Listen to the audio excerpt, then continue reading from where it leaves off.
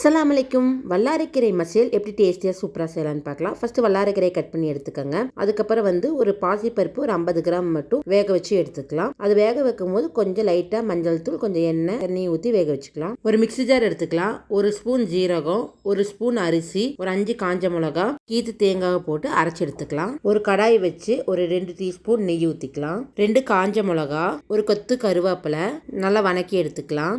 2 வேக வச்ச தோல் சீவின தக்காளி போட்டு நல்லா மசிச்சு விட்டுக்கலாம். ஒரு அரை டீஸ்பூன் மஞ்சள் தூள், அரை டீஸ்பூன் ஜீரகத்தூள் போட்டு நல்லா கிளறி விட்டு கட் பண்ணி வச்சுருக்க கீரையை போட்டு லைட்டாக தேவையான அளவு சால்ட்டு போட்டு நல்லா கிளறி விட்டுக்கலாம். அதில் இருக்க தண்ணியை நல்லா வெந்து கிடச்சிரும். நம்ம அரைச்சி வச்சுருக்கிற பேஸ்ட்டையை போட்டு நல்லா மிக்ஸ் பண்ணி விட்டுக்கலாம். ஒரு 3 நிமிஷம் நல்லா கிளறிக்கலாம், பச்சை வாசம் போகட்டும். அப்புறம் நம்ம வேக வச்சு வச்சுருக்கிற பாசிப்பருப்பையை போட்டு நல்லா மிக்ஸ் பண்ணிக்கலாம். மிக்ஸ் பண்ணி ஒரு நிமிஷம் நல்லா கிளறி விட்டுக்கலாம். கடைசியாக ஒரு ஸ்பூன் நெய் விட்டுக்கலாம். இப்போ டேஸ்டியான சூப்பரான வல்லாரைக்கீரை மசியல் ரெடி ஆயிடுச்சு. கண்டிப்பாக நீங்களும் ட்ரை பண்ணி பாருங்கள். Bye friends.